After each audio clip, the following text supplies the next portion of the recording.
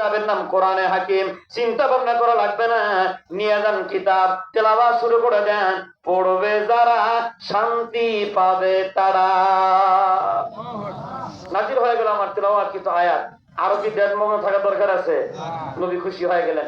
খুশি হইয়া নিচে নামতেছেন তো যাইবেন কই? বাড়ির দিকে না দাওয়াতে? কই না, দাওয়াতে যাবেন। দাওয়াত দিবেন কোথায়? খানায় খাবার চত্বরে মানুষ সব সময় বেশি। আল্লাহ নবী ওই জাবালে নূর থেকে এখন বর্তমান খানায় খাবার 14 নম্বর গেট দিয়ে, যেখানে 5 ওয়াক্ত নামাজের ইমামতির সময় ইমামে দাঁড়ায়, এই গেট দিয়েই সোজা চলে গেলেন আল্লাহর হাবিব খানায় খাবার চত্বরে। সেখানে গিয়া তেলাওয়াত করা শুরু করলেন। সুবহানাল্লাহ। নবী আমার কোরআন তেলাওয়াত করে।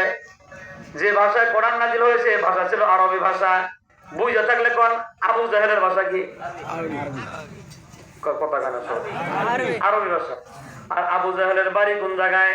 খানা কাবা থেকে সোজা উত্তর দিকে হাইটে গেলে 55 সেকেন্ড লাগে। কতক্ষণ? মিলে দিকে না ঘড়ি দেখবেন আর আমার কথা মিলাইবেন।